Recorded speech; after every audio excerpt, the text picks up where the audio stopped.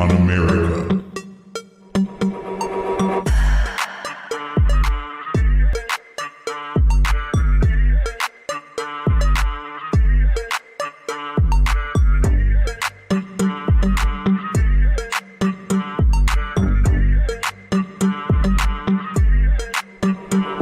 Last call.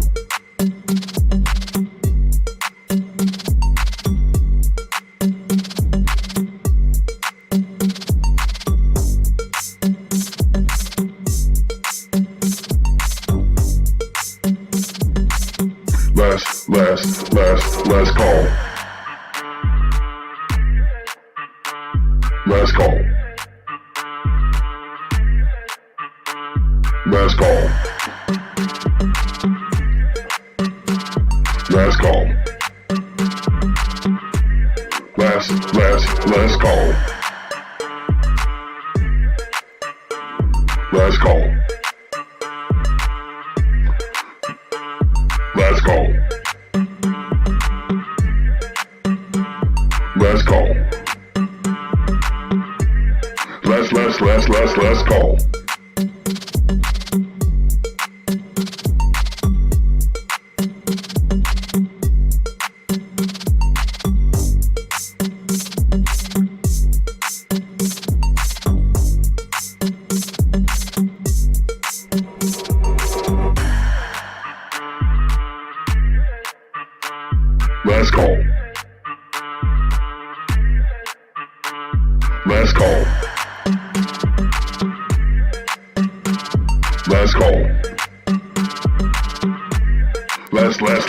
Last call.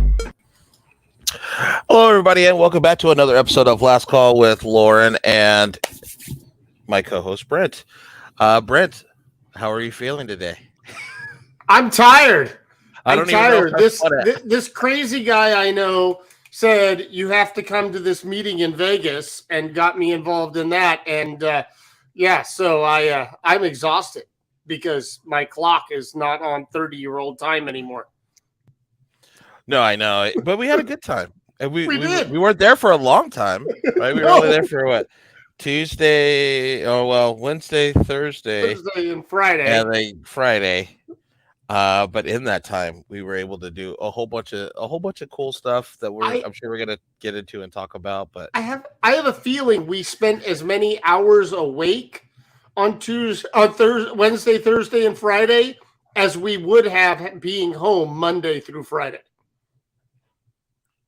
Yeah, that's actually probably correct. I didn't know I still had that dog in me. To stay up till like 5, 6 in the morning. I didn't know I had that. I know you have 7s in you now. Right. Good right. and bad. I'm sure we're going to talk about that week at the craps table. But joining us this week on the show, and I'm sure Lou's gonna, if he hasn't already heard some stories, is probably gonna hear some tonight. Joining us on the program this week is Lou McDonald from We Are Title Fight, who is a political firm based out of Iowa. Lou, what's happening? Hey guys, how's it going? Thank you for having me on. Yeah, it's a pleasure. Lou, why don't you kind of just before we get into our topic of conversation and kind of rehashing or reliving this past week, why don't you kind of tell us and the audience a little bit about how you got started in politics and what your firm is doing now, working on now? Yeah, I appreciate this. So my first boss was Cory Booker, which is the best first boss you can have. Nice. He's a really good senator. So I grew up in New Jersey. I reached out to Senator Booker for a job, and he gave me one. My second job after that was for Senator Maggie Hassan in New Hampshire. Before she was Senator Maggie Hassan, she was Governor Maggie Hassan. And I worked as digital director on her second gubernatorial race.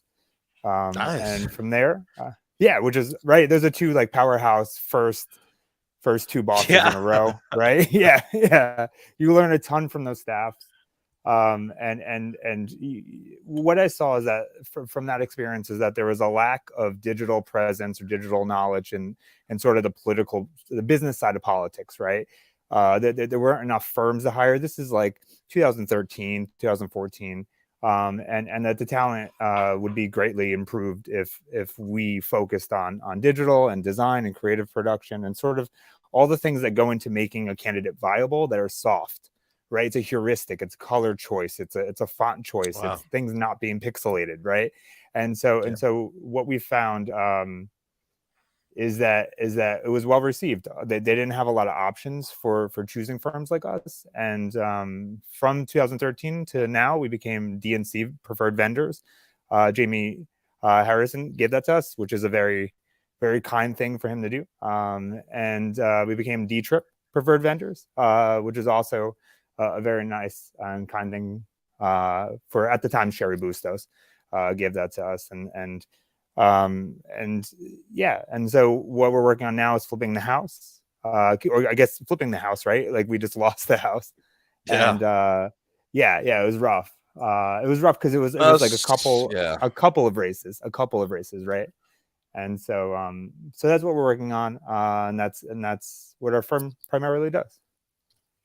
Awesome. And we kind of got into that a little bit this weekend. We were at the Collective Pack midterm recap, and I, as a former candidate, I knew a little bit of going in about how, like you said, the soft side of things works a little bit. I had no idea the level of just, there's so many debates going on, like just internally about do we put money into digital? Do we put money into field? And I still come away with, I don't know which is better. I guess it's like, for your district, and that's kind of what you have to decide as a candidate. But I wonder if you could kind of put your kind of professional opinion on there as far as, does digital, in your opinion, kind of tip the scale a little bit? I mean, it's just like, it's great if you're on that campaign that's like, oh, we have all these volunteers and we're going to knock on all these doors. But how realistic is that? So it's a toss up, right? Like I think field can move a race 3 to 4 points, right? At max.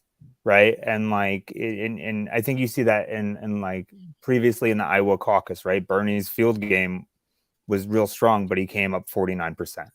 Right. And it was some of the strongest field you're ever going to get. Right. Like great candidate, great passion for the candidate. People moved here. Like I currently live in Des Moines, Iowa, and the amount of Vermont license plates I saw in Iowa, right? Like, it was outstanding. But again, it only moves at 3 to 4 points. And digital can tell a more robust story than one-on-one conversations can, because you can have a higher frequency count, right? So that digital ad or that video that I'm going to get, I'm going to see 8-9 times, right? I'm not going to see the field person knocking on my door 8 or 9 times. And if I do, I'm going to be very frustrated with that person, even if I like them. Right. That's a good point. And so like last cycle, and he was a brand new candidate, and he's like, look, I think we can flip this R+7 district if we have 1,000 field people. And I was like, wait, what? And he floated the idea of trying to, not like, I don't know how much money that costs. 1,000 times $15 an hour times even 20 hours a week. You're looking at your whole budget. But also hiring that many people is hard to find. Even the best, house D-Trip, red the blue races maybe have 5 field people on it. Yeah, I was just saying, I think, I live tangent to the most expensive house race this year, which was California 22nd. And we had maybe 7 or 8, and they were busing in people from like Los Angeles and Bay Area for it. Well, yeah, and it's a matter of, Donald Trump hires people to fill the stands at his stupid rallies, and you can get people to do that when they don't believe in it. to fill the stands for background as actors and say, okay, $15 an hour, you're going to be there for 4 hours, that's $60 a person, and hand it to them on the way out. But when you're talking about the field game, you can't have somebody knocking on the doors that doesn't actually believe in you. I mean, yes, you're paying them and whatever, but you can't have somebody out there that has no motivation, no excitement. So to get to those high numbers, I mean, just to say I want to hire 1,000 people. I mean, I've opened, my career was in movie theaters, and I would open big complexes, and we would be trying to get a staff of 100. So attrition would get us to 70 after 2 weeks. But those first 2 weeks was like just a warm body that can stand somewhere and say hello, or yes, the bathroom's that way, as customers were getting used to it. I can't even imagine trying to get 1,000 and then knowing attrition rates for people when they take jobs, no matter how educated they are, no matter how skilled the job is, people don't always work out. So how do you get to that? And that's 1,000. Yeah, that number is just absolutely it's impossible. It's like the biggest employers. If you like said 100. Yeah. Yeah, but if you said like any 100, it'd be like, God, that's a stretch. Yeah. Yeah. Well, yeah. So I just watched on the recommendation from your partner Vince. I watched the Street Fight movie with about Cory Booker's first mayoral campaign. Yeah, and he loses that, but I like in it. Like Sharp James pays people on election day, like a bus out of towners, and they're like, "Hey, I don't know, we just got these shirts and we got paid." And they gave him meals and got him on the buses. They like acted like they were part of the community, saying, "Yeah, we're for this guy," but they were like, "I don't even know who this is." There's a couple really good points in that DVD, right? And it's about Cory Booker's first run for mayor and how he loses. And the funny thing is, Al Sharpton's campaigning for Sharp James, right? Yeah, and that's that. Yeah. He shows up for Sharp James. He's like, Cory Booker, I don't. And it was prevalent. They didn't even know if he was white. They literally, that was a question in the DVD. Is like, you're from Bergen County. You went to Yale. Like, you're not one of us, right? There was this carpetbagger feel to it. And it took Sharp James going to jail for Cory Booker to win his mayor's race on the second try, right? Like, I mean this. If he would have ran again against Sharp James would win right now. Yeah, right. I love that. Yeah. And so his son is thinking about actually running for mayor next. Anyway, Newark inner city politics is some of the toughest. Like, you had the cops organizing, like taking down Cory Booker signs. You had firefighters taking down Cory Booker signs, right? And what did they? I don't know the details of that race. And what did the cops and the firefighters think he was going to do? It's just machine politics. They like Sharp James was like the mayor for like ever, and he was in assembly, city council in the 70s. And he's double dipping his salary everywhere. Yeah, he was the mayor and also a state legislator, which apparently you could do in New Jersey. Anything's legal in New Jersey. Yeah, it's New Jersey. I mean, you can even live there and run for Senate in Pennsylvania. Apparently, yes. Wait, so I want to hear about Vegas. Okay. So yeah. So like one of the things that I thought was like, because I'm a person that like follows politics. I think of these people as like they're like mini celebrities to me, right? So when you have the opportunity and you're around, it's hard for me not to go, "Oh my gosh, look, that's Mandela Barnes! It's Mandela Barnes at the slots." But like he gave us kind of a breakdown of his race, and it was the first time that he had spoken to anybody post-election, right? And we're sitting here. First of all, just the obscene amount of money that went into just that one race, with him like raising $45 million, and not counting the other additional like outside money that's put in. So we were like talking about with him and Ron Johnson in one race, plus all the outside money that came in for one Senate seat. Like we're talking over $100 million. Mm-hmm. Oh, it was well over that. I thought it was over 150. That's it, for a job that pays 200 something thousand. It's just obscene. You know what's funny about that level of money is that you run out of things to buy, right? Like Right. you can't. There's no more ad inventory, right? Like all the TV commercials are bought up. Digital's like maxed out, and so it's fascinating what there's left to buy, especially in the last month of the race. Yeah. Like, So what did he say? What were his big takeaways from? Which is like I was surprised he showed up, right? Like that takes a big guy to show up and talk about your loss. Yeah, I agree. I'll let Brent give his breakdown of it. His big takeaway was just the fact of early recognition wasn't there for him. And Lourin experienced that. I experienced that in my run. And so you are scrambling later and you're trying to whatever. And so the early support and early recognition wasn't there. Then when it was going to be, definitely it was going to be him and Ron Johnson, he was talking a lot about the fact of he was in a contested primary that really shouldn't have been a contested primary. How much money they had to spend in the very late primary that they have. And all of a sudden it's like, oh, wait, no, you are the guy. Now you got to re-raise all that money, but you had to spend all the money to be the guy, like that part of it.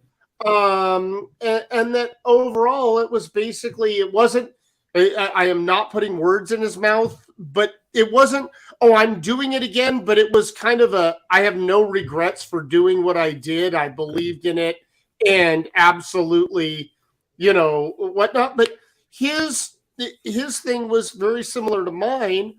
He said he was going to all these groups years ago going, this seat's going to be under 30,000 votes deciding it. I'm telling you, it's going to be that close. We're looking at it. We know it. He lost by, what did he say? 29,640 votes. He's like, I knew how close it was going to be.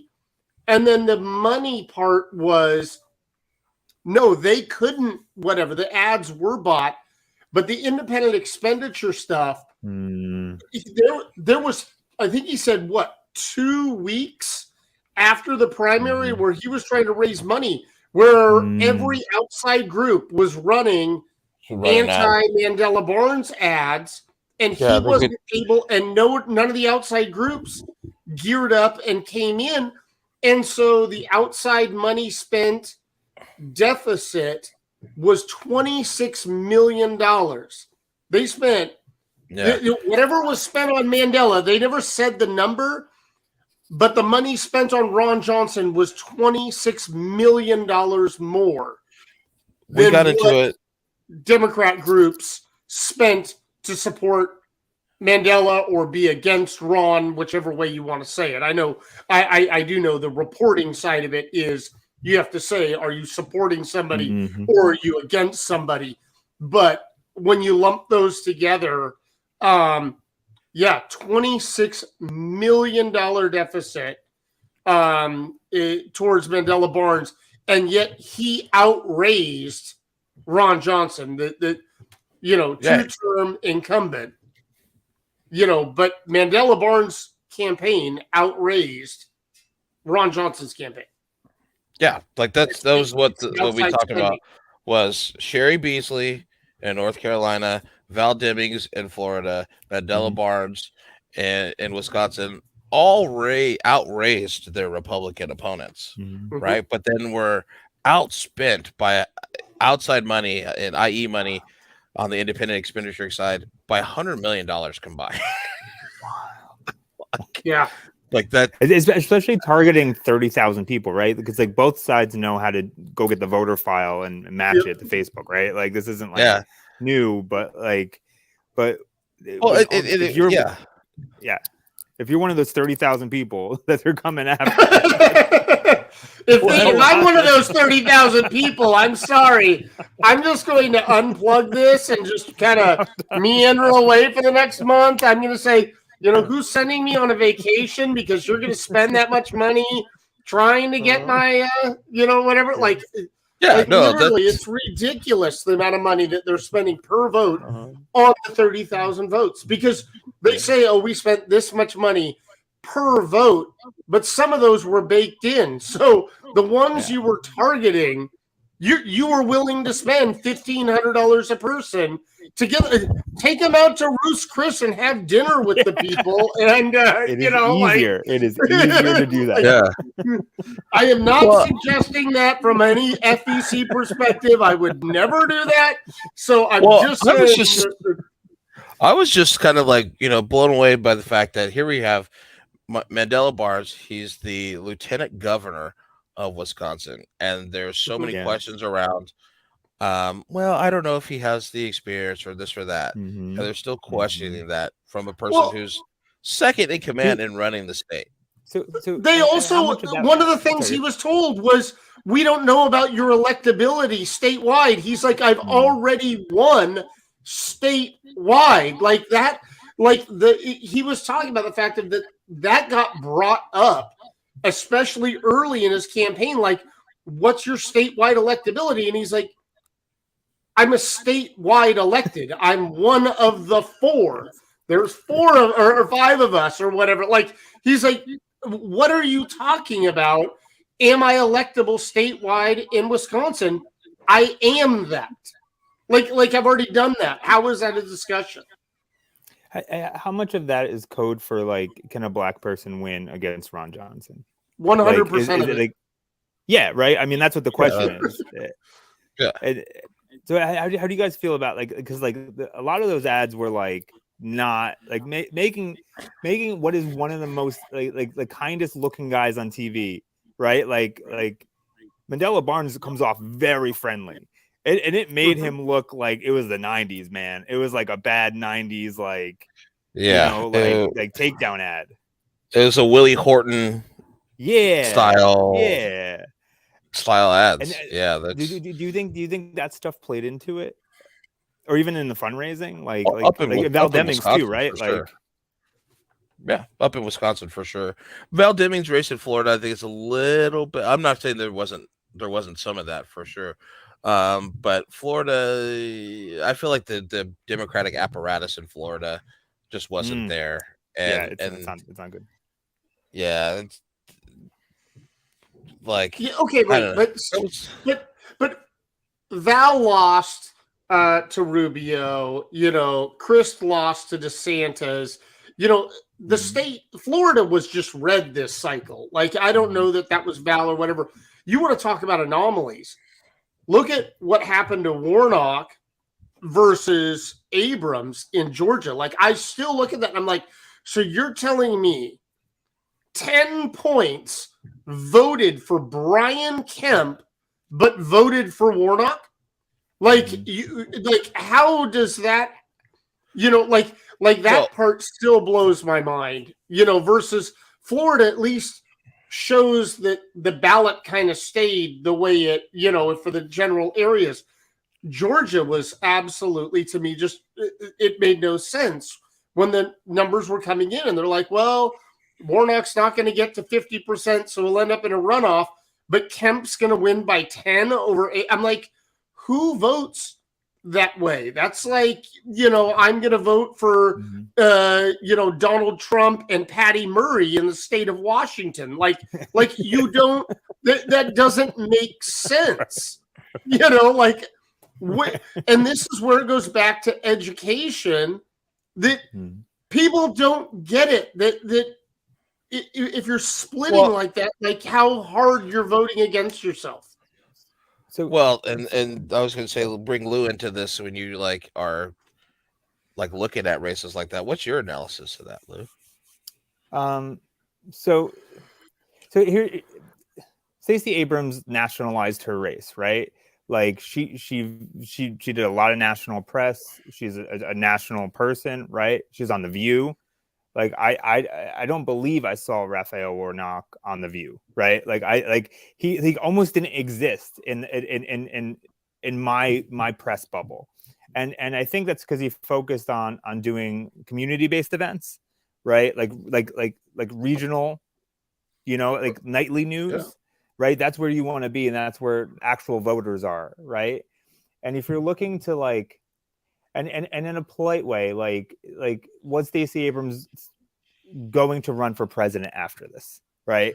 And like was that why she's this like, hey, I'm going to do all this national stuff because obviously I'm going to win, and then I'm going to turn around and run for president in 24. And if you think you're going to win, that's a really good strategy. That's perfect, right? But Warnock seems to be like, for whatever reason, I think he engages less too in Democratic, like progressive politics, at least on the outside, right? Like I don't hear him talking about, like he's not showing up to events with like trans people, right? Like he's not, and Stacey did, right? Stacey like full Democratic platform, like I'm here, and for whatever reason, and it just didn't resonate. It wasn't a lack of funds, it wasn't a lack of money. It was for whatever reason it didn't resonate, and like. I think part of it is like, I can hang with the black man. It's cool. Yeah. That narrative came out of it too, right? Like, is there so is that a failure of Stacey Abrams' campaign to include black men in like, and so the thing is like, elections are about our collective future, right? And you have to see yourself in someone's race, and Warnock did that. Right, and he also included white women, right? White women, included white men, right? And so why was he able to include those people, and Stacey wasn't, but Kemp was? Yeah, that's like, what it comes down to me is those two groups. White men and white women voted for Warnock, but they did not vote for Stacey Abrams, and it takes a better person with more data and analytic ability to like actually dive into that than I have. But just on the surface, that's you look at the groups. I mean, overwhelmingly, like black women, like 90 to the tune of like 96% voted for Stacey Abrams. I think she slipped a little bit with black men. At 85, 87, I think is what that number is. But then you look at white men, white women for Warnock, and he's getting 40, 45 of that vote. Well, is it 38, 35 of that vote? Stacey's getting like 20. and so there's this thing in reports that come out after when each county releases their election results called undervotes. So it's the amount of people that showed up, were in there, voted, and this didn't vote for you or that for that office, right? And I would be fascinated to see how many people were like, Warnock, bye. Like I don't know any of the judges. Yeah. I don't know any of the county commissioners. I'm not filling out the back of this thing. That was the other 3 hours. Yeah, that's also wild to me. But that was pretty much the other half of this conference was talking about just like, okay, we like Democrats ask like black people and other minority groups really to come in and save the day. But when it comes to investment in doing outreach and stuff like that, it's only, hey, get out the vote. It's 4 years. It's been 4 years since we were here, but we need you. So come on out. There was definitely a tone of that, and it's absolutely true. I mean, that was. I went into a situation that I've never been in my life. I went in. I was the minority for 3 days this last week among the group that I was in. That's fair. Yeah, and it was an amazing set of meetings and panels and everything else. But I couldn't say, oh, no, Democrats don't do that when they brought that up. No, Democrats absolutely do that for every city council race. I don't care if it's an even year, odd year. We're like, okay, well, we don't need to talk to them because they're voting for us. So let's go talk to the 30,000 Mandela Barnes voters that he needed to reach, like that. And then when we win, we don't do anything, or if we do, we don't sell it back that we've done something for that group of people. And then we're like, but you got to vote for me again because I'm your guy. And seeing that and hearing that and then looking at it kind of more critically, it's 100% truth. It's there's it's just absolutely 100% true. It plays into the voter apathy after a while. It's just like, like one of the kind of really interesting pieces of data that we got from this weekend was just the thought of like black voters in some areas being low propensity voters, and they're not really. They're just candidates haven't talked or messaged to their issues. And the other was 60% of people of the black people that don't vote or didn't vote in the last cycle don't think that their vote matters, that voting is useless. And so, like, to me, like that, having that data is absolutely valuable, because now I'm going to start. Okay, I know I need to craft this message that says to target people who we see as historically left out or whatever. They would vote, but they just haven't heard what they wanted to hear from a candidate. So that's one thing I can do. But the other is now I have to craft this message of saying, hey, your vote is useful, and here's what you get for it. Which is a great segue. Oh, go ahead, Brent. Well, I think that's where lose undervote thing comes in. Is maybe I haven't looked at the vote from Georgia, but maybe people did vote for Warnock and say, screw it on the rest of it. Maybe they did, whatever, like that, one person got a message out there that made them decide to show up, and they only thought one person earned it. So that's all the more boxes they filled. I don't know what the numbers are, but that is absolutely, when it comes to the undervote, I understand undervoting the judges and because I myself, I feel like I'm a great about it, and I will Google every person's name and whatnot.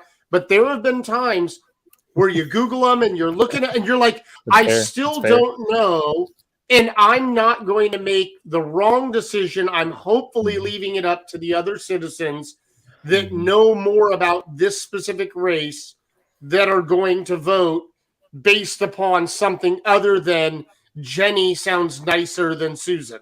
And so it's just like, I have done that. I have undervoted in categories when it's like, I have no idea who either of these two people are. I'm from Washington, so we have all these nonpartisan races other than our state legislature, state senate, whatever. So they're both not aligning to a party, so you have no idea of what platform, and it's like, geez, I don't want to be the one vote that played eeny, meeny, miny, mo and got the wrong person elected, and then later go, wow, I really shouldn't. And so I get the undervote side. I just had never thought about the intentional undervote in some of the bigger ticket categories of, hey, I'm just going to not vote this category. I mean, sometimes it hurts, but you got to vote all the, or at least I'm not leaving anything on the front side of that ballot blank, and so, yeah. Okay. I'll shut up now. No, I think that's spot on too, especially with like the nonpartisan races, right? Because there's no shortcut. There's no D. There's no like, oh, this person's going to line, especially judges, right? Like we had appellate court judges, and I was like, this is super important. And I don't have time to go read all your decisions. There's like 30 of you on this ballot, right? Yeah. So, right. It's just, it's in, this is a kind of a great segue into what our main topic of discussion is going to be for tonight. The only thing, it's not, I don't know if it's really my place to say what it is, but it was really cool and it kind of told me a little bit about his character. Was Mandela Barnes got a tattoo after his race of a little milk carton. because it was important to him to remember like his roots and remember, hey, every day I need to know what is happening to everyday people in my state, and I need to know what the price of milk is every day, and that's what's kind of propelling me in the race and stuff like that. So I thought that was like, this is the type of guy we missed out on it. God dang. Yeah. Question: did Deidre DeGier speak? She did. She was on a Yeah, panel. how was Deidre? Like she ran for governor in my state. I watched. We worked on her lieutenant governor candidate was our candidate. And they were joined together, but we worked on the lieutenant governor side. Deidre was the closest thing to Michelle Obama without actually being Michelle Obama that I've seen. Oh, that's awesome. You know what? She has this pageantry about her that's really appealing, right? Like she's elevated in the way she speaks, and she's really good at it. Yeah, I think she was like making a basic comment about something, but it was so full of passion and this and that. I was just like, Fair. Okay, I see why she was the first Black woman elected nominated to be governor in this. If I can do one aside, and this is the sad part about the Iowa caucus leaving is that people like Deidre come to the state to go work for Barack Obama, stay. All the talented people here moved here, stayed for because of Barack Obama in the Iowa caucus, and now you're not going to have that influx of good people like Deidre. Yeah, that's kind of like. I mean, the Iowa Democrats are going to lose a lot of new people. Yeah, I get the arguments around it about like, hey, we need a more diverse state thing, but like there was something internal about like Iowans who say like, oh, we take the responsibility in picking the president, so we focus really hard. We do they got to come here. You got to do the regular stuff like, hey, help me shovel my the snow out of my sidewalk and stuff like that. And it's just that doing the retail style politics of Iowa, you get a really good glimpse into the type of person these candidates are. And I'm of the mind that you don't get a Barack Obama in 2008 without it going through Iowa. So if I can say this, like, and I've totally come to terms with that I have to move, right? That like I'm moving to South Carolina, but I think so. The frustrating part is that Des Moines, if you can't afford Des Moines television, right? You're Julian Castro, and you're frustrated because you don't have enough money for Des Moines television. It in the rankings of media markets and the DMAs, it's around 68th, right? And now you're going to and now you have to front load it. You have to buy Boston television from New Hampshire. You have to buy Vegas, right? And now you have to. And the second week you have to buy Atlanta television. So now you have multiple first top 10 media markets in the new map. And if hello, President Bloomberg. Yeah. Right. And this is the fascinating thing is this, like, Iowa may not be diverse, but our choices are diverse, right? We picked Barack Obama, we picked Hillary Clinton, and then we picked Pete Buttigieg, right? Like a black guy, a white woman, and LGBT guy, right? Like they love progress here. And so the thing is like, do you want a diversity of outcomes or a diversity of input? And I think the current map does not. I think it paves the way for like billionaire white governors. And like if I was looking to join a team today, it is not Julian Castro's, right? It's even Kamala Harris struggled to get through the Iowa caucus, right? And I like she didn't pick up in South Carolina. Cory Booker didn't. He dropped out. He didn't do well in South Carolina. So I think race fades 2 seconds into the conversation, right? Like, I think this is just normal, right? Like when I walk into my doctor's office and he's white, I'm not like, hey, white guy, right? Like, because race it's not a conversation him and I have because we don't need to have it, right? And I think in South Carolina they're going to be like, cool, you're a person of color. What do you have to offer? What's your message? Are you going to win? Do you have the funds? Do you have the team to do this? And I think we're going to get a lot of, I think we're going to get progressives are going to be confused about the outcome of this when the input was so strong with people of color. I don't know how you guys feel about that. I just Well, that's my take on it. I think it's I think it's exactly right, and I think it's kind of be careful what you wish for, right? Like I know a lot of progressive that say like people of color need to have a stronger voice in picking the president. Okay, well, this is what you want now, and so what you'll find is like black people. We're not a monolith, but on like the political spectrum, black people are not rocking with you that far left. They are. We are they're It's like Bill Clinton Democrats. We like to we tiptoe to the left and say, hey guys, we're a little bit further left down that way. But black people, the majority of black people would be considered conservative Democrats, and and white progressives don't know that yet. Yeah, they don't. Not at all. They have not. No. Yeah, no. They think they're going to speak for the black people. Yep, I know. So that's gonna roll us into kind of the main topic of discussion, which is like messaging for Democrats in 2022. What worked and what didn't. So, Lewis, as you've worked on campaigns this past cycle, were there some? What did you see kind of like in crafting messages for candidates that were like, oh man, this got a lot of engagement, this got built some traction for this person, and then what was just like that doesn't work at all?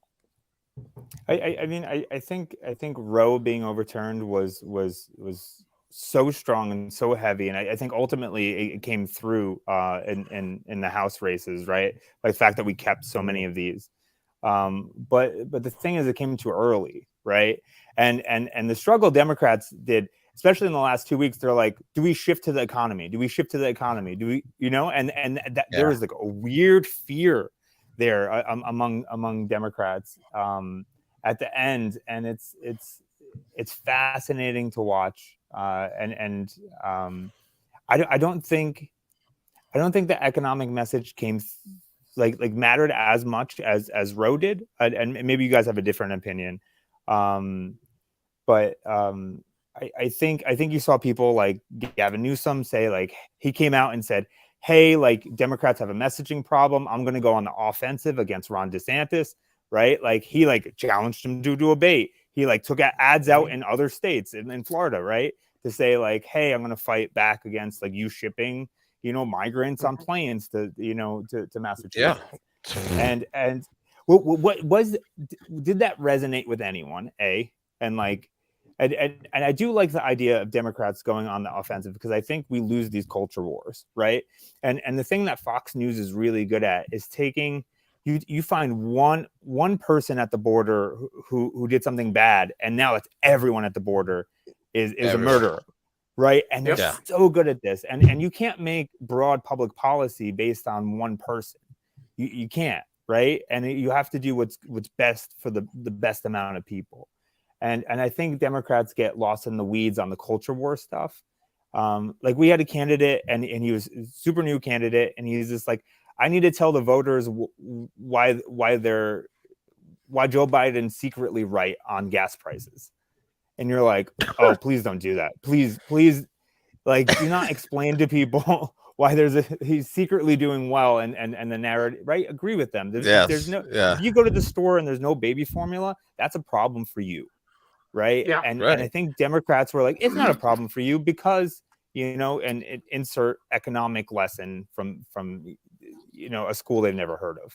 And so, well, no, it was insert message of something you should have been educated on when you were in school, but the education budget had been slashed, so you were never educated on it. But our hyper-educated, over-educated elitists were going to tell you about that one message that you weren't taught, like it was remedial and you should have already known it. That was my problem with all that. I do want to jump on the Roe thing. I looked at a lot of stuff. The Roe decision resonated more in red states than blue states. Mm-hmm. In blue states, the people were like, it's protected here. People don't understand that there could be a federal ban that would make it so they, even though it's protected by their governor, their constitution, their whatever, that the federal government can supersede. Like, people did not get that in the blue states. If I can jump in, so we had a candidate who ran in New Jersey against Chris Smith, Representative Chris Smith, who with Lindsey Graham, wrote the House version of the national abortion ban. No one cared that we were running against him. And like, everyone's like, I live in New Jersey. Why is this a problem? I'm like, he literally is writing to take away your rights in New Jersey. And it did not resonate. People were like, Yeah. It was not an issue. In the red states, especially the states where they were trying, like, everyone was like, look at Kansas, look at Kansas, look at Kansas, look at, and I'm like, that was a state ballot measure that was going to allow them, like, to change their constitution so the legislature could pass it, so the governor could sign it to remove their right. All these trigger laws, yes, it activated people in those states. I'm not questioning any of that. But on the blue coast, it did not have that effect. Yes, every Democrat had to say they were pro-choice, but that was kind of like saying I'm a Democrat. Right. And I think go ahead. I think it helped in like states like Michigan. It helped them get their, like, trifecta. They won they are now in control of the state senate and the legislature and the governorship, and I'm pretty sure that had a little bit to do with it. I'm just saying that the traditional blue, New York, California, Washington, Oregon, it was not the narrative. The narrative here was MAGA is fucking crazy.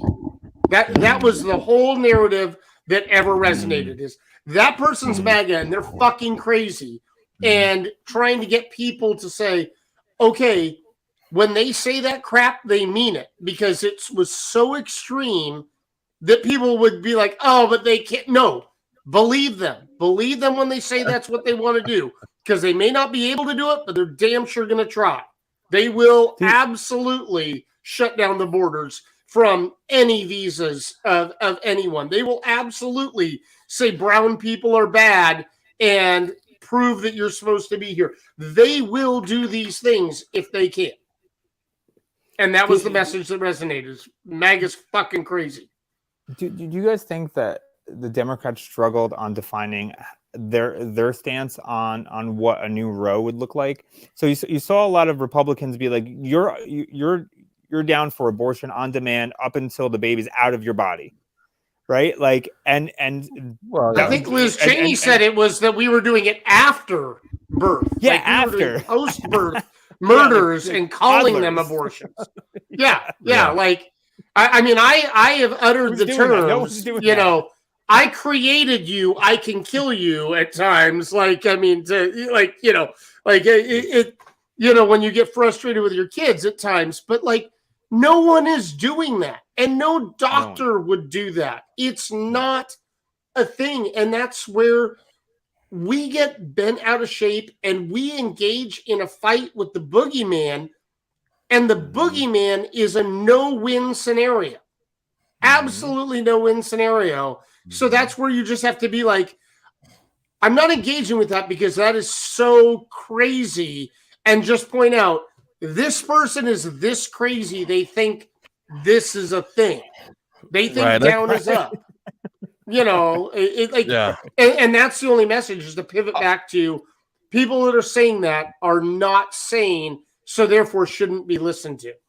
I think it resonated with more so when there was some like concrete example of something. So, right. So like when we talked about, literally there was the 10-year-old girl or whatever who had, was assaulted and is going through this. And like now it's in real life. It's in real terms. It's practical. And like I posted a thing about a woman in Idaho who is miscarrying, but is being denied, abortion because the state law is is what it is, and now we have to go to the lawyers and we have to do this and we have to do that before. And in the interim, this lady's like, well, okay, but I'm dying. Yeah. So and that's what it comes down to. And you know the really shitty thing about a lot of that, and that happened here too. So we have a 20-week abortion ban. They're trying to push it to 6. But if you have a miscarriage after the 20 weeks, you can't have a DNC, a 15-minute procedure. You have to have full labor. So you have ladies that are being forced into 18, 20-hour labors, right? Because your body's not induced yet. Your body's not ready. You're months away from being ready for that.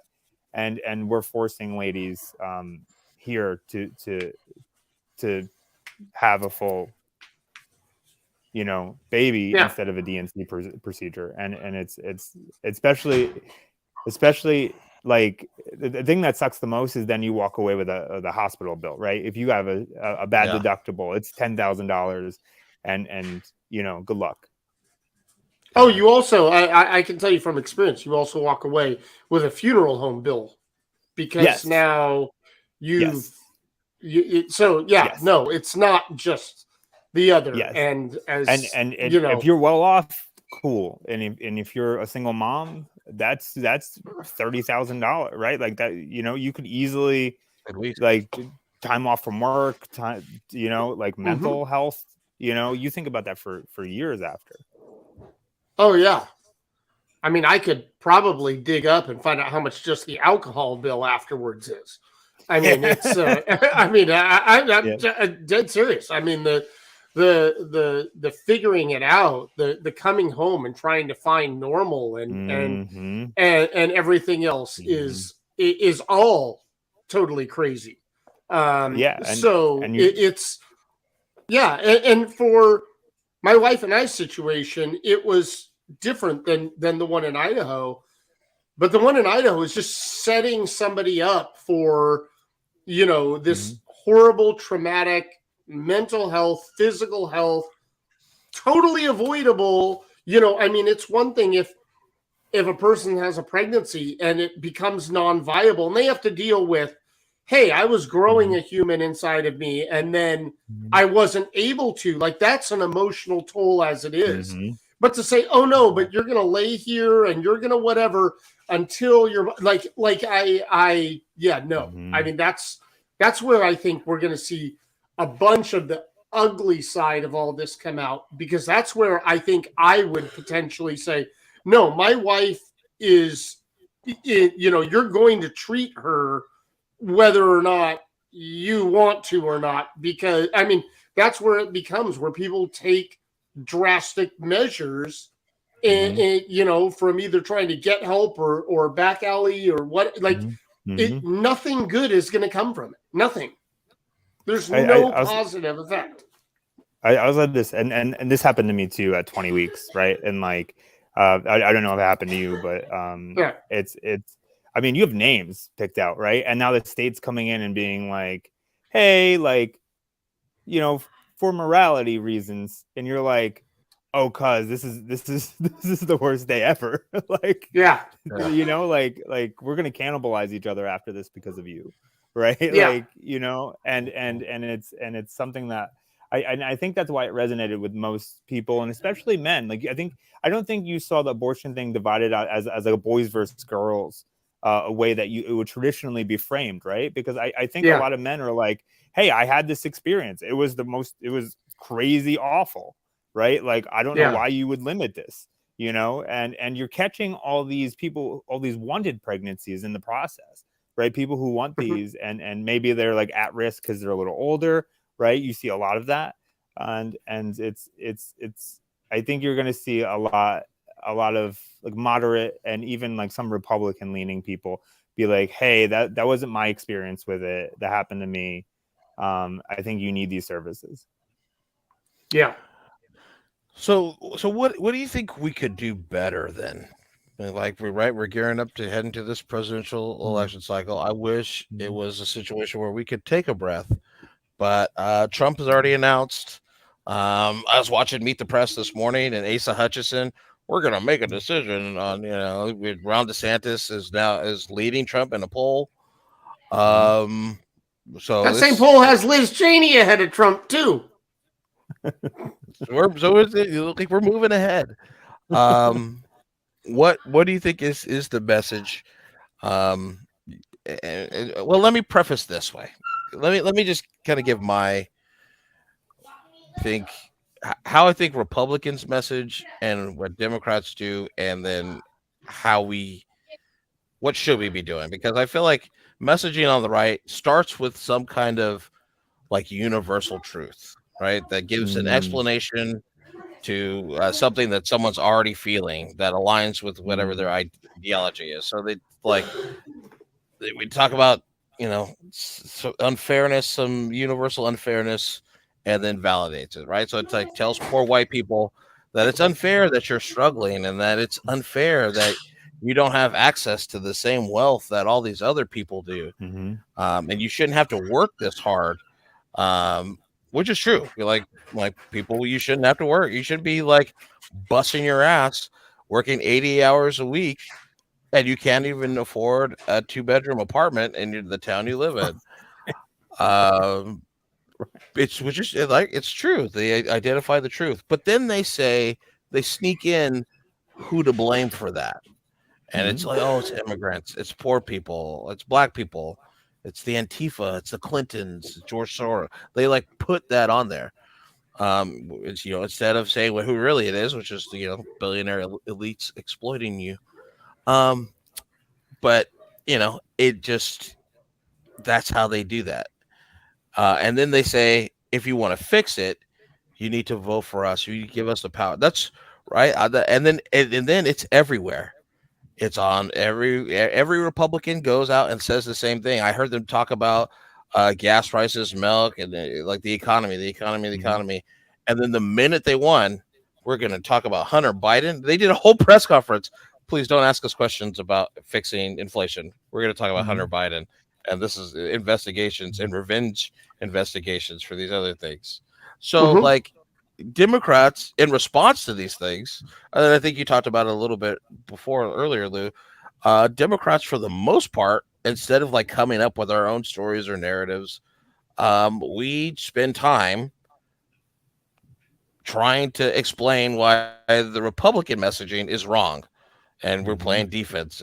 And instead of like coming out and saying we're Democrats and this is what we're doing and this is what we're fighting for, it's like trying to chase the rabbit of whatever crazy shit Republicans are saying. I think the thing I learned over the last couple of years is to follow Joe Biden. And his messaging is surprisingly, it feels dated.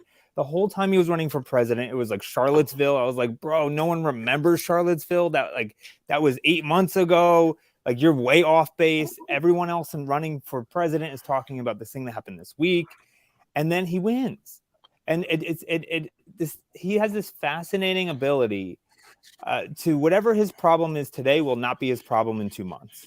Right? Afghanistan, like Fox News thought Afghanistan failure was gonna be this election. Yeah, it wasn't. Right? And baby formula shortage was not this election. Right? And so the Republicans tend to get caught up in these like if you turn on Fox News this week, you'll hear there's gonna be, it's about a stolen laptop that Rudy Giuliani copied. Right, that's going nowhere. That's where they're still talking about the Steele dossier, by the way. Gosh. Like Hannity still brings this up. They're going to have hearings about this, and then it's about the border, right? Which, like, outside of Texas, outside of Beto's race, I don't think people know how to internalize. Is it high? Are border crossings high and bad, or are they not high and bad? Because I don't feel it in my personal life. Right. And I think for the rest of the country, they don't know how to take that policy and decide if it's good or bad. And so I think it's a loser. But the thing that's funny, though, is I always feel like Joe Biden's behind the curve by 6 months. And then he's spot on when it matters. I don't know how you guys feel about it, but I don't know. I just feel like the Republicans always have their 3 talking points. And as Lauren said, we're trying to explain why the talking points are garbage. Then one Democrat goes on offense against those 3 talking points, and the Republicans have their 3 new talking points ready to yank out and go, okay, those are done. Those are done. On to these. And they put away their core ones. They put away the southern border. They put away, social safety nets. They put away those things. And they're like, no, those are for last resort. We keep those. And they have a room full of people honing the message on those for the moment that they need them again. But they just, pound them on gas, pound them on the economy, pound them on whatever. And Democrats are running around going, it's not our fault. And it wasn't. It was the pandemic. It was whatnot. But I heard it from, and I can get slapped on this program for it, for talking about the fact of Joe Biden created 10 million jobs. No, he didn't. And Donald Trump didn't lose as many jobs as the data shows. The fucking pandemic did. The pandemic reaction to everything else hurt the economy, closed businesses or shuttered them. Then all of a sudden people are coming back. Numbers on unemployment go down. People ran out of unemployment. People became underemployed or out of the work pool, but they fell off the unemployment numbers. So it's taking this, and it's like, but what I just said is too many words to explain to somebody. So do you take the marketing guy's answer and run with it, or do you not? And Democrats run around trying to decide what they're going to do, and then the Republicans shift the ball. I mean, they're just always sitting there loosey with the football, and as soon as we're ready to kick it, they pick it up to go with something else. And I think you echoed Lourin's point, right? Is that like our messaging is so convoluted, but Republicans are like, hey, it's brown people, it's people at the border. It's like, hey, I can point to this one person, and that's the reason why I didn't get a master's degree in life, right? Like that's the reason why I didn't get promoted. That's the reason why I don't have the house I want. And Democrats don't do that, right? Like in a polite way, in a kind way, like an empathetic way. But like, I think we lose the messaging on that because we don't have an exit person. No, it's because the Republicans have a 3-word chant and the Democrats have a white paper. Yeah. Like, can we talk about white paper? So much more new, it's so much more nuanced than. No, the Republicans just do their 3-word chant and we want to explain it so that it makes sense to the person, but we just need a stupid 3-word chant. Well, I also think it's this. So, like, what's shaping up locally is, like, we have a council member who goes off and off and off about drag shows and how it's grooming children, right? That he says it, and it makes it's in the newspaper. It's on local news. And he just keeps making comments about it. And so, like, I'm sitting here and, like, I look at the responses, and of course, everyone's giving him shit for it, understandably. But instead of, like, trying, instead of trying to, like, come back at him and do this and this and this, and say you're a terrible person, you're a terrible person. Of course, he's a terrible person. We know that he's a terrible person. But, like, what is, if you're the like little resident who's just sitting in your house thinking like, I don't go to drag, I don't know those people, I'm scared of those people, I don't understand it. You saying that this person's a terrible person, and yet that did nothing to the person who's reading it, who would otherwise just doesn't know and just thinks, okay, they're mean because he's just speaking his mind, he's using his First Amendment right. And we did nothing to say, like, this is why it's bad, or challenge them on, hey, you want to talk about it's your First Amendment right to say XYZ. Well, it's also theirs to say ABC. And so, like, and then it becomes a different kind of debate. But, like, we just kind of say this person bad and you're canceled, and there's no it takes up too much bandwidth to go into why they're bad. It's just you should Okay, already wait. know. You should be a part of it. It's the 21st century. Get with it, and not say these are our people, people's lives, and point to, hey, you saying this is going to directly contribute to what has already happened in a situation like Club Q. You're elected official. You need to be held to. Yes, you have freedom of speech, but there's also consequences for that speech, right? But wait, hold on. We have Lou, a digital expert here. So somebody said to me, and I don't know how truthful it was, but it was like, you need to have your message to be able to get to 30 seconds. Then you need to be able to cut it down to 15 seconds and not lose anything. And if you can get it into the first 5 seconds before somebody can skip that YouTube ad, then you've got a message that will carry. So that's what I'm saying is the Republicans always have that 5-second message, and it always felt like I was having trouble getting to 30, and I'd lost their attention at that. Yeah, I mean, that's exactly what it is. You need 5-second ads, by the way. Like, yeah, if people remember 3 things about you, when they're like, right, it goes back to the undervote. If I remember your name, that I like you, and maybe one issue, there's a lot of people on that ballot, man. Like, I can't remember all of that. You're asking normal people to remember all of that, and that's a lot. But no, 5-second ads.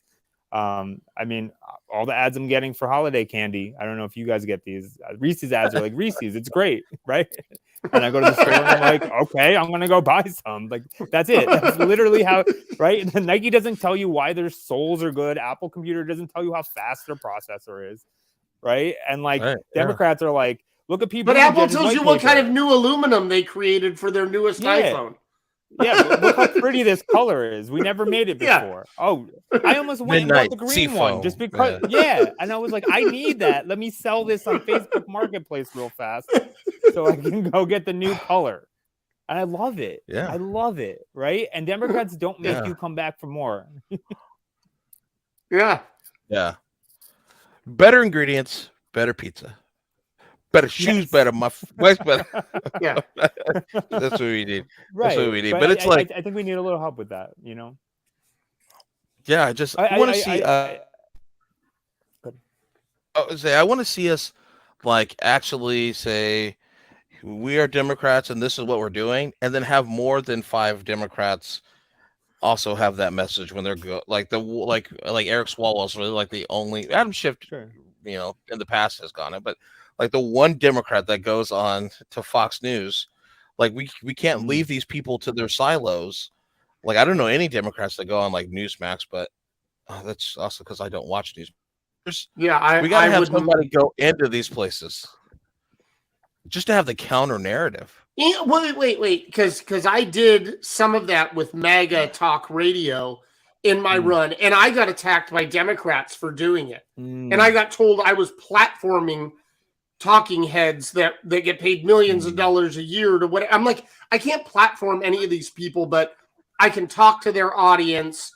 Who knows, there's always somebody that has the radio on that has a family member that doesn't agree with them that's in the room, but they don't have control of the radio, that may hear an opposing view and think, gosh, who is that guy? I should look him up when I get home.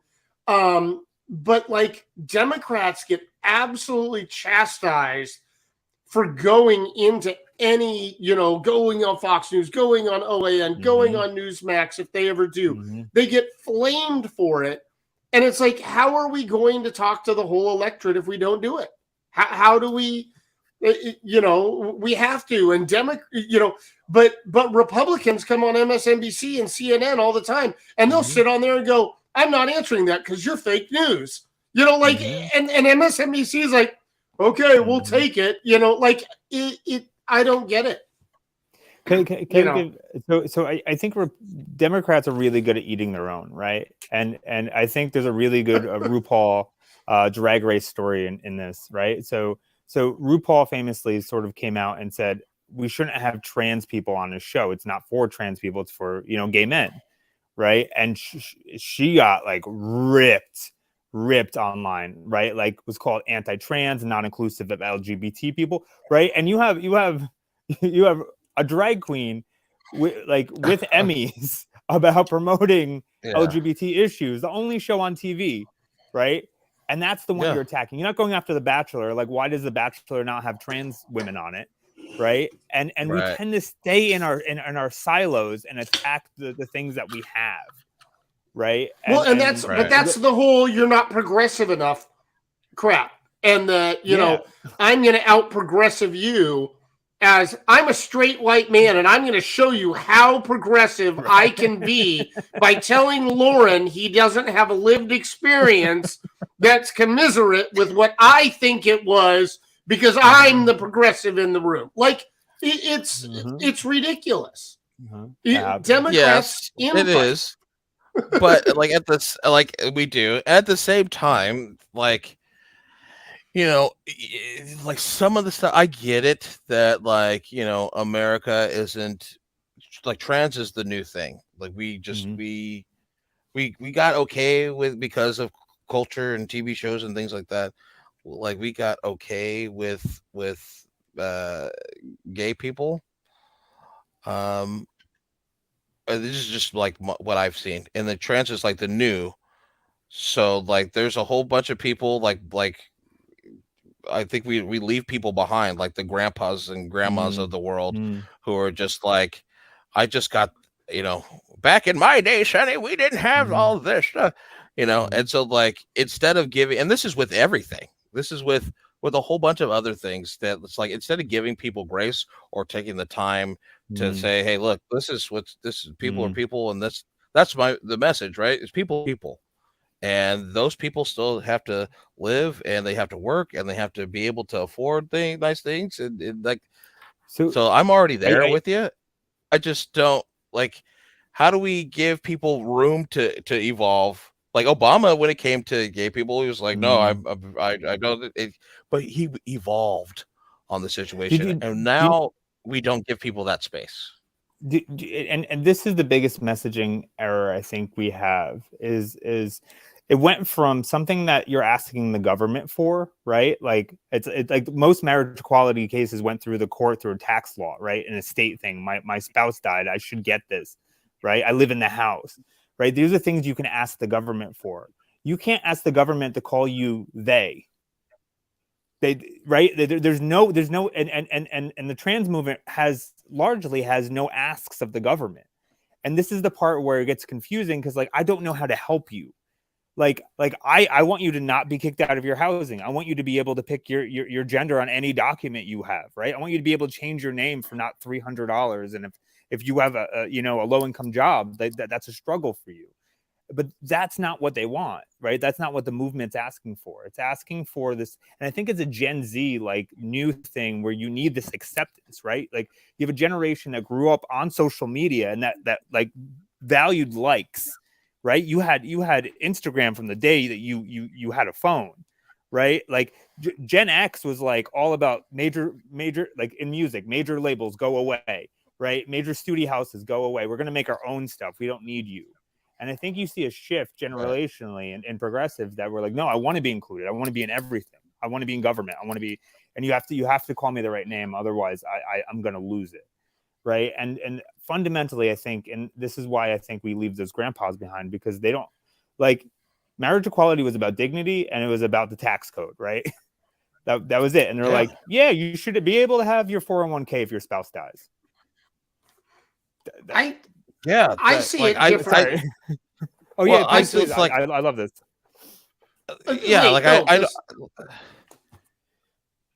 Go ahead. I see it differently, and I see this is why Roe got overturned.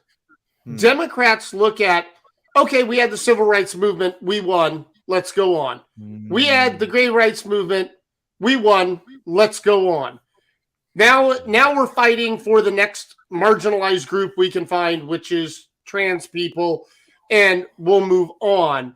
But the Republicans still have a problem with Lourin being able to vote and for whatever.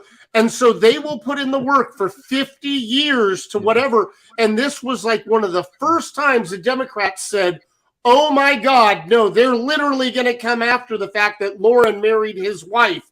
And we can't let that be our next fight after we've lost again. So we codified interracial marriage and same-sex marriage, which I can't believe we managed to pull off, especially lame duck time and everything else. But we did.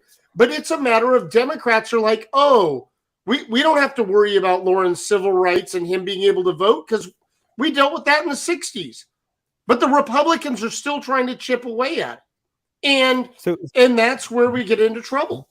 And we're always looking for the next marginalized group to accept and to fight for.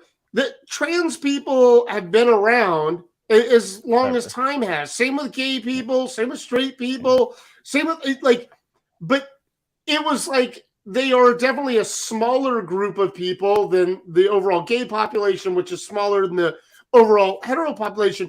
So we keep just trying to pick the largest group of marginalized people we can find. But as soon as we feel like we've solved that problem, we're like, okay, you're solid voting for us, and we're going to go look for somebody else to go save. We're always trying to save someone. So you're saying we're Captain Save-A-Ho? I'm just saying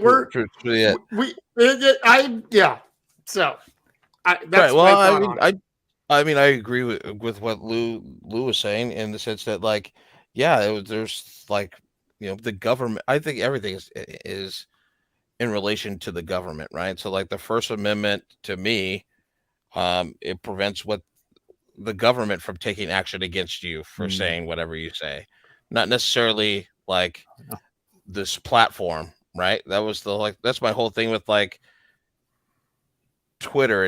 You like, if you agree to the terms of use, I don't care if you're the president of the United States. You violated the terms of use. Your ass is gone. You're not entitled to this platform. And then and on the flip side of that, like, we just had a Supreme Court case or whatever about a lady who doesn't want to preemptively. No one was trying to get a website from this lady. Yeah.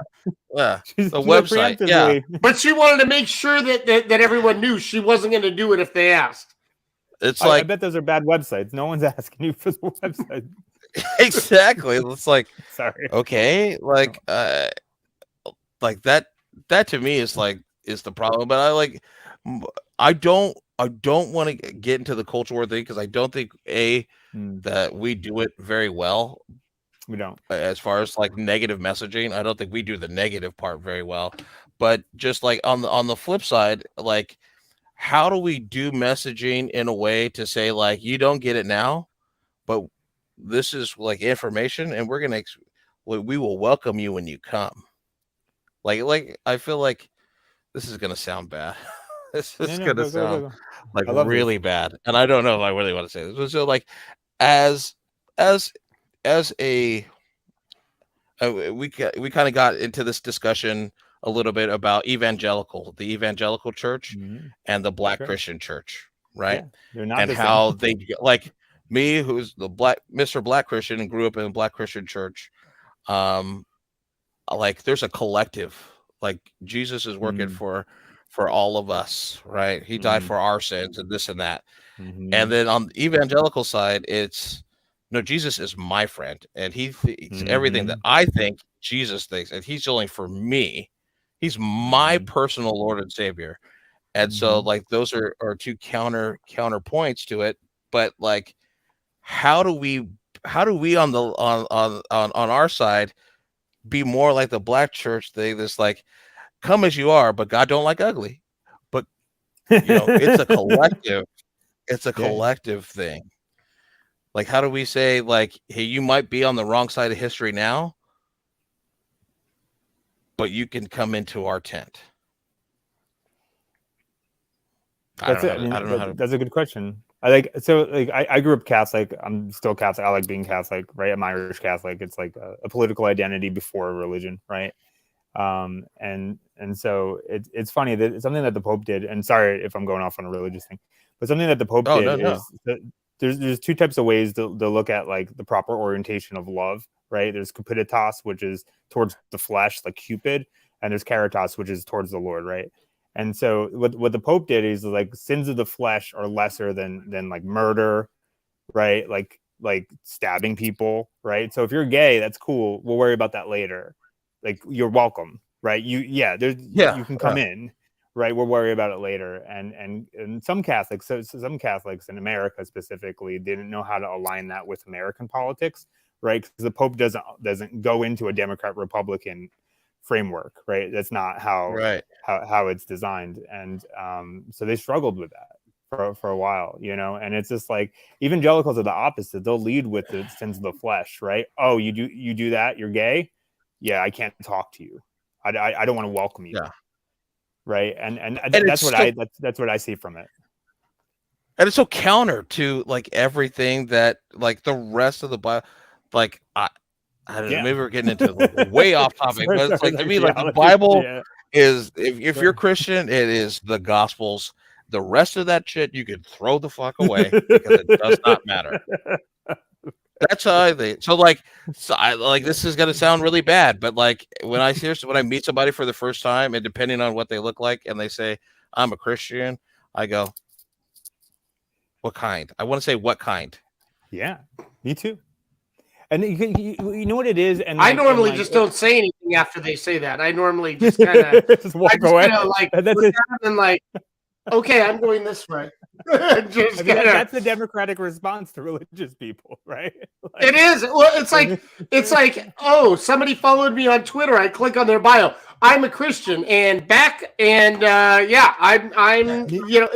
if the first words out of your mouth, lover.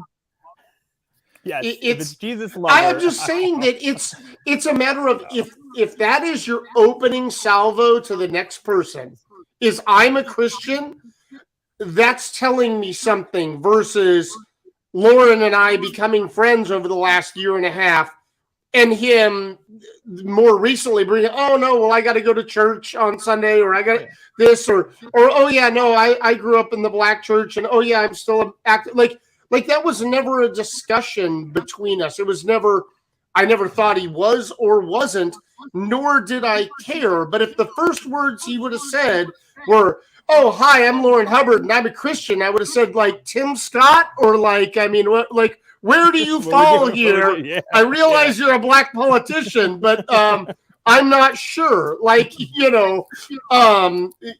right. So, it's an intensely personal thing, and then I feel like on the other side, it's just a virtue signaling, because how many of them, like I want to throw back into our city councilman's face, how are like I'm Christian, and they're the ones that are actually grooming.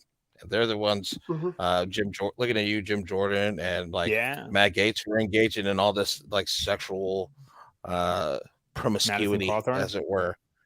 Madison Cawthorn. I think of like Mark Sanford down in South Carolina. Like Marjorie Taylor Greene. Marjorie Taylor Greene. And so it's just like how maybe that's the other side, is like how do we use like a Raphael Warnock who's a reverend. Chris Jones, Dutch pointed out in the thing, Chris Jones is an ordained minister. He has it in his bio, but like in our conversations with him, because he's been on the show before, it was something that like this leads me, and that's like cool for me.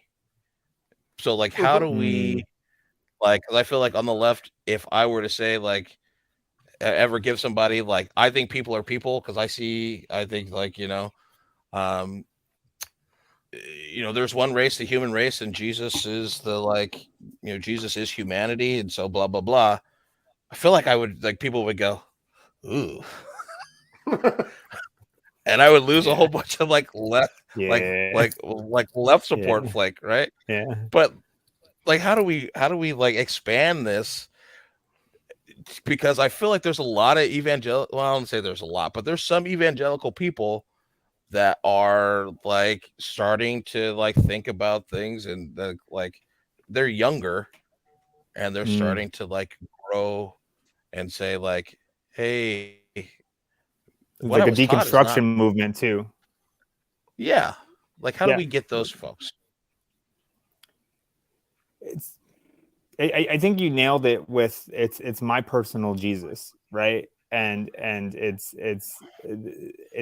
individualized to the person, and we do the opposite. We're like, oh, we're not going to partake in politics, we're not going to show up, right? Like Catholics largely don't show up in American politics, right? Like maybe there's one dinner, there's the Al Smith dinner every 4 Al years. Smith, The president, yeah. Al Smith is amazing, love Al Smith, but like that dinner is amazing, right? Cardinal Dolan leads it really well, but like outside of like me wanting to go to the one political event every 8 years, right? Like evangelicals show up every day and push these things every day, and the bummer is that like they are better at it, and they're better at marketing, right? Catholics are not good at marketing. We haven't changed one thing since the Middle Ages, right? like and that's why I like it personally, right? We're still singing in Latin, right? But they have like, fireworks go off at their mass, right? They have like I saw a video of drummers coming in through the sky on like suspended on harnesses for like little drummer boy, like on Instagram, and I was just like, man, how do you have that much money, right? Like in your church, and like the production value and other churches tend to not have it, right? Like but that's because it is just a production for those people. Yeah. For those pastors, that is it. It's putting on a show in order to raise money for their own coffers. Like that's all it is. It's my kids have not been exposed to religion because I don't want to have to try and deprogram them later, or somebody else have to, or like if they choose to do that later, that's fine. That's their free choice, their freedom to express whatever religion. But I was not going to just pull them in and go, oh, we're going to this church. We're going to I mean, I don't go to church at all, whatever anymore. I mean, I was Catholic school, Catholic, everything. But it wasn't for me.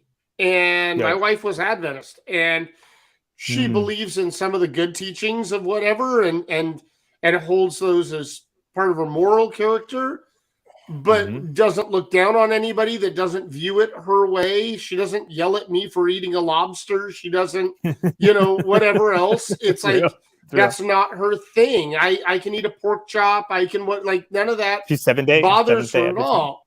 Yeah, she was Seventh-day Adventist. Yeah. And so is she from the Caribbean? What? Is she from the Caribbean? No, she's from Boise, Idaho. Sorry. Oh, sorry. Wow. Well, I just want to before we kind of wrap up our and get into this, like, I just want to welcome all the Raiders to the room who are joining us in the chat. So like, we got Hillbilly and other folks that are coming in. Welcome, and guys. Zelda just jumped in. Zelda, haven't seen you in a while.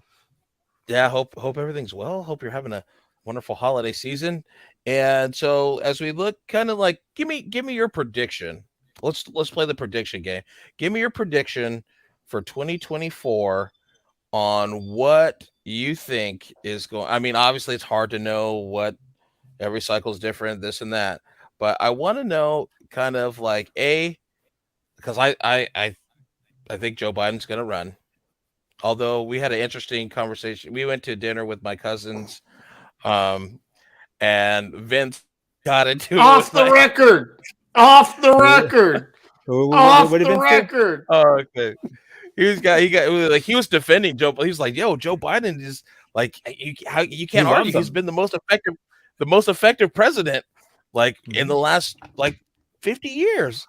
And she was like, "Yeah, but." So, like, there's still a little bit of that, like, Joe Biden. He was like, I think Joe's gonna run. I think Joe, if he runs, I think he's done pretty remarkable job.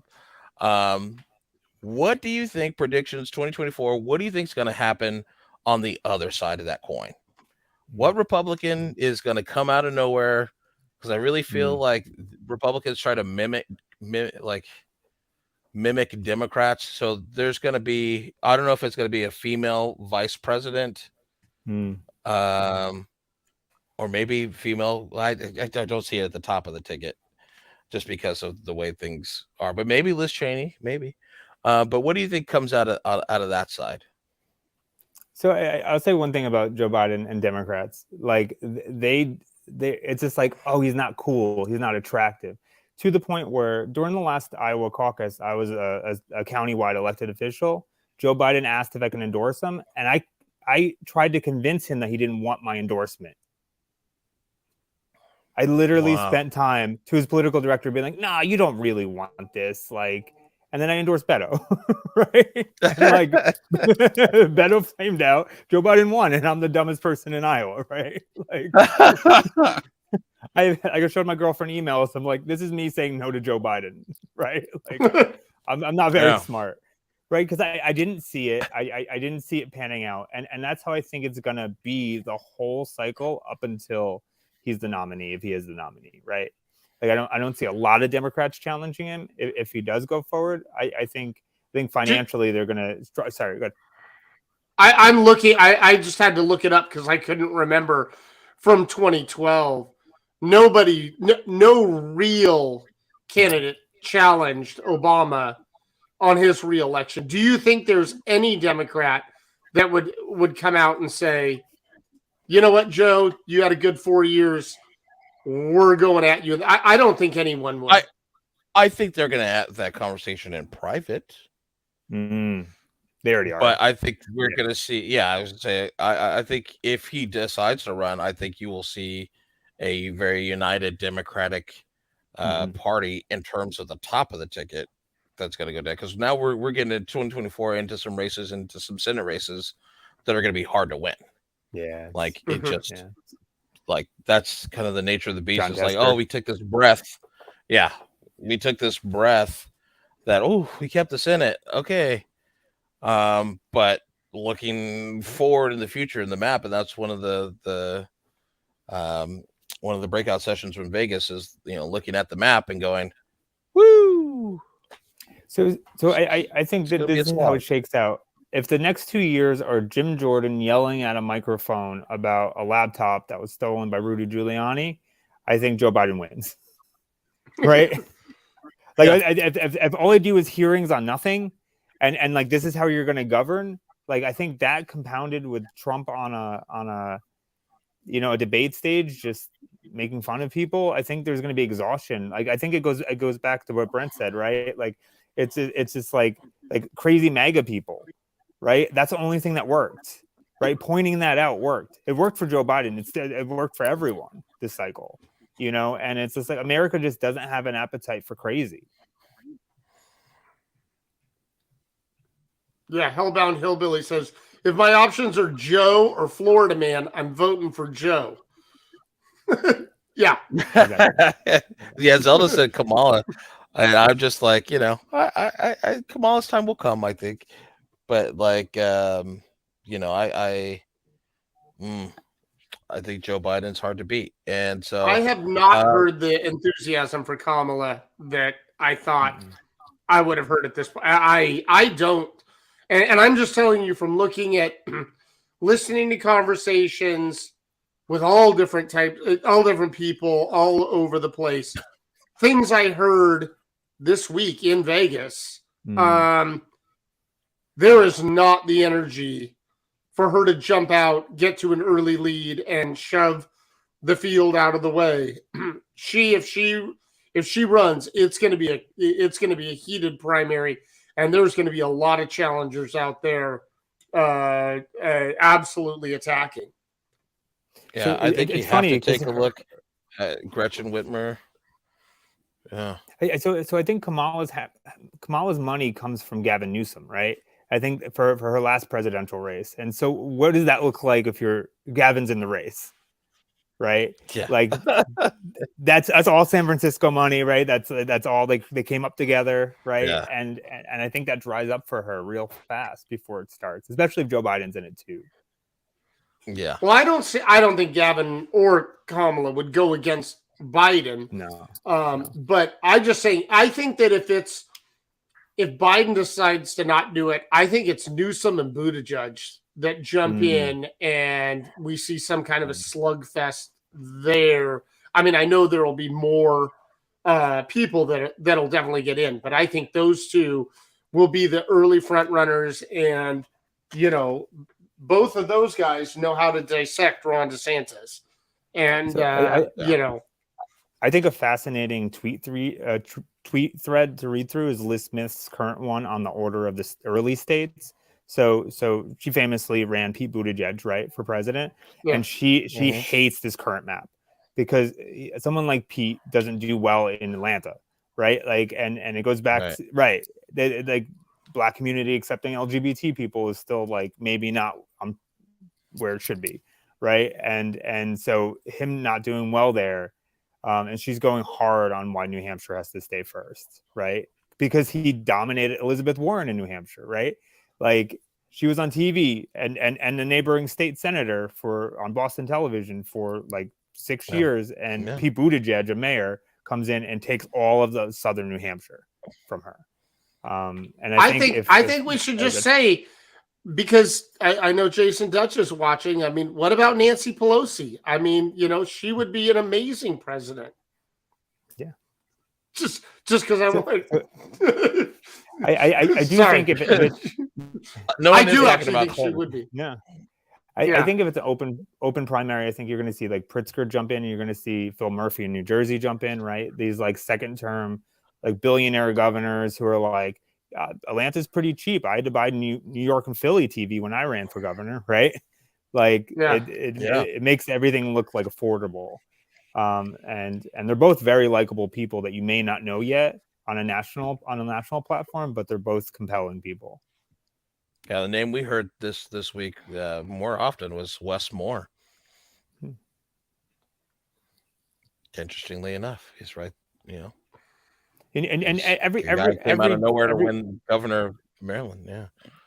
And what's funny is like new leaders emerge, right? Like Bernie Sanders didn't exist before 2016 on a national level like that, right? Like, and Barack Obama didn't exist before that, prior to that either, right?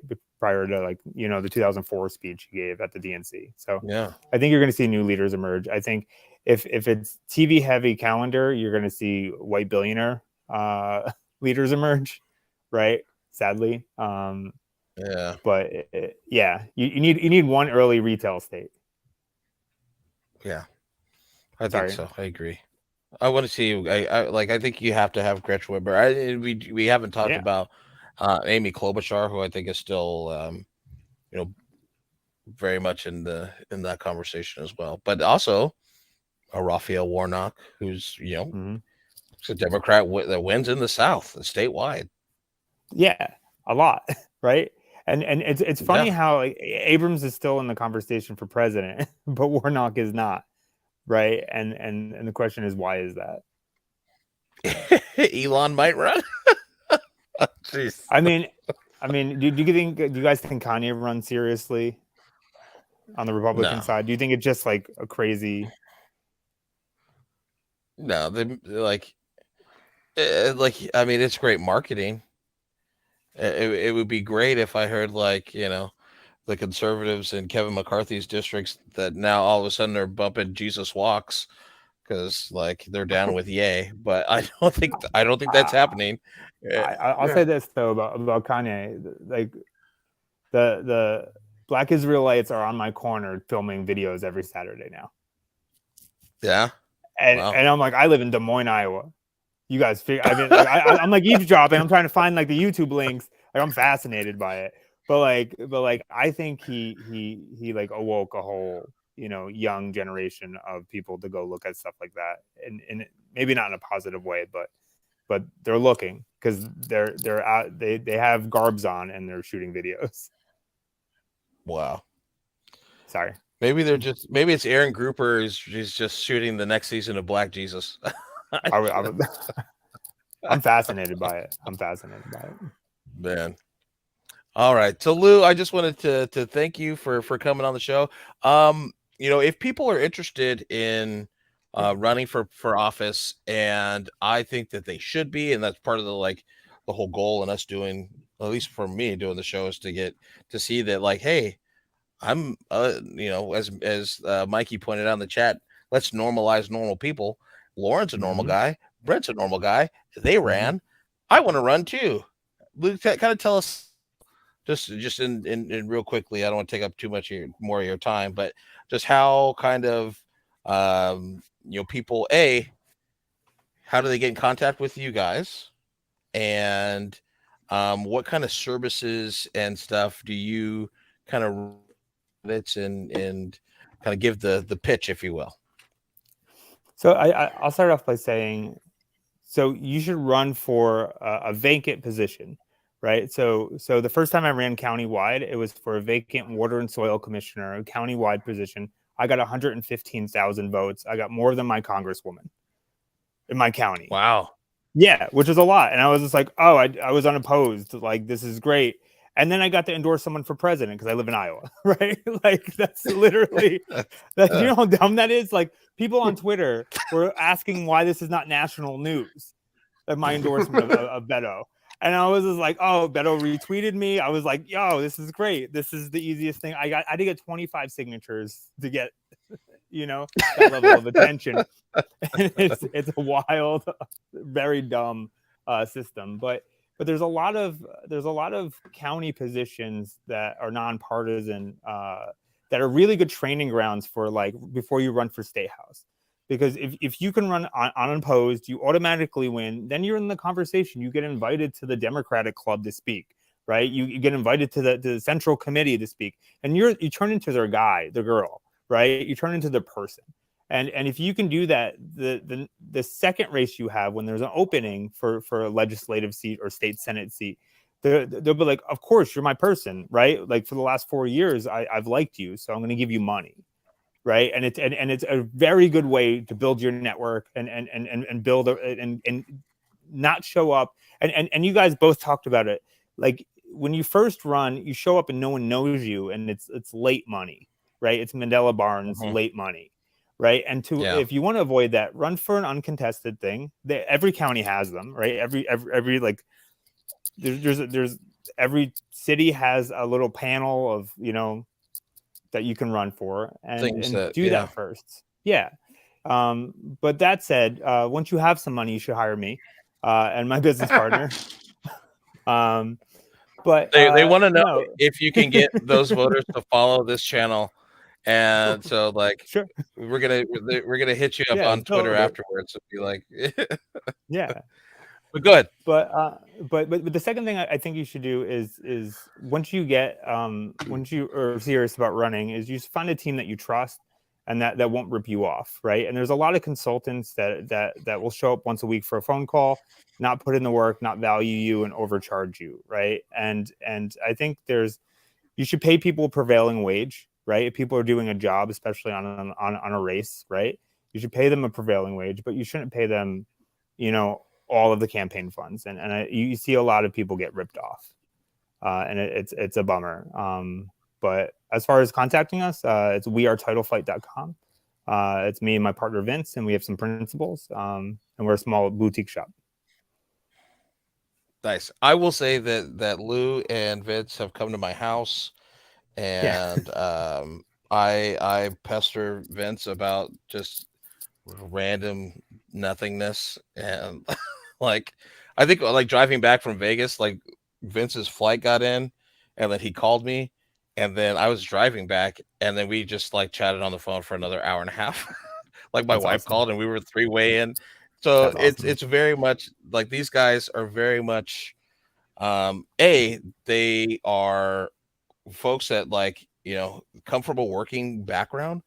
Like, I believe, like, Lou, you and Vince kind of, like, taught yourself how to do this stuff, right? Yeah. Like, and so we both met at the Apple store. We worked at the Apple store when we were in college, right? Which is, like, a pretty good college job. So the funny thing that we found is, like, for people that can't see a picture of Vince right now, Vince is a black man, and I am white. And so the problem that we had initially is that people didn't know where we met, right? Because in American life, there's no room where a black guy and a white guy start a business, right? Like it just largely doesn't exist. We look like a Bruce Springsteen cover, right? It was like Born to Run. It confused people. And like we weren't like, Right. I would show up and they'd be like, you know, a lot of black candidates would be like, why is Lou here? And Vince would show up and they'd be like, does he get it? Does he get it? And it was like a good 7 years of us trying to like convince people that like, no, diversity is like the best thing you can do in staffing. Right. And the nice thing is that caught up, right? That caught up and our business took off when that did. Because you should absolutely have everyone's voice represented in politics. Everyone's, you know, has a say. Everyone has a place in American life. And I think your staffing should also reflect that. So. Yeah. Nice. Sorry. Brent, do you have any, no, that was good.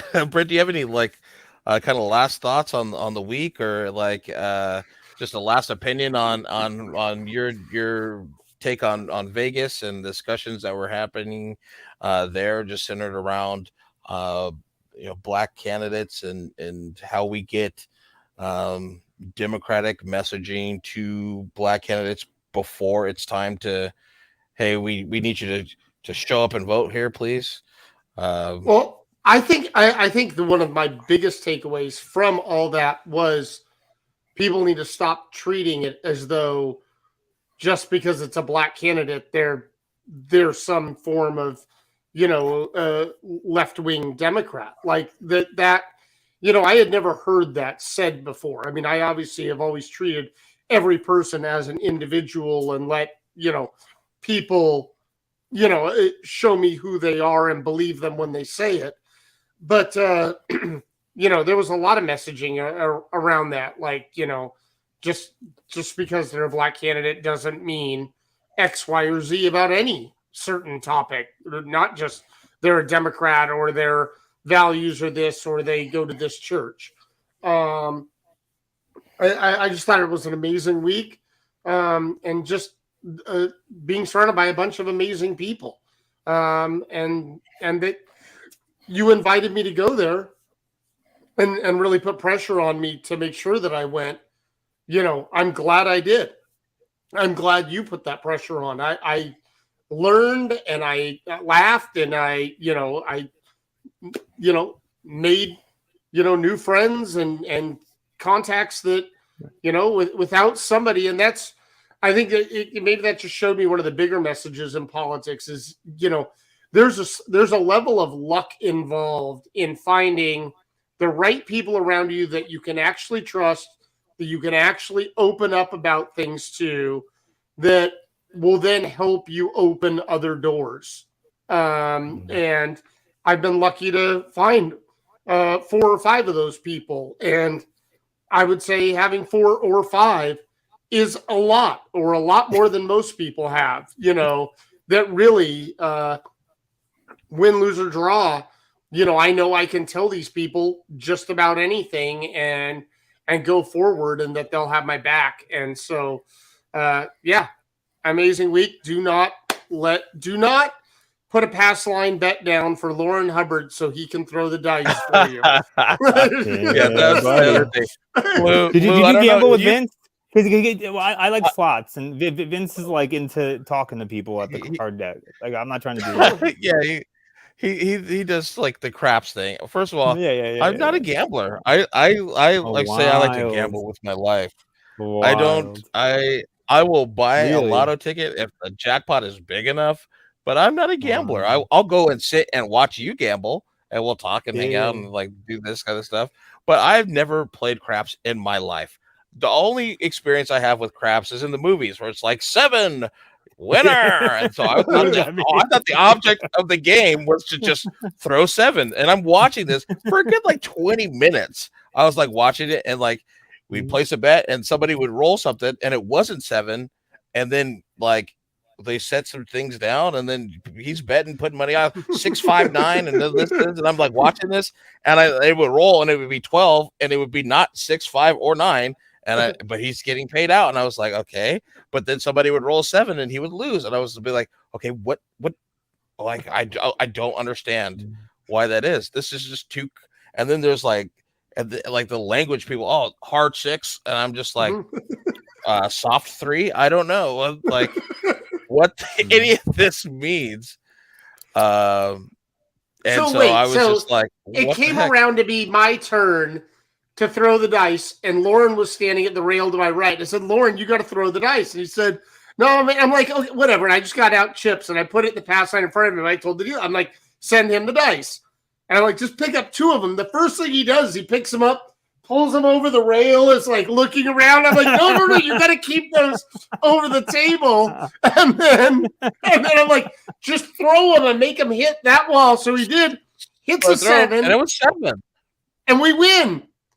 And then he throws them and he rolls a 6. And it's like the points on the 6. So everybody puts all of their money out to cover all their bets. And he's like, throws a 7. And they're like, 7 out. And he's like, yeah. Like nobody else at the table's happy. Like it was. I didn't know. Give me those guys.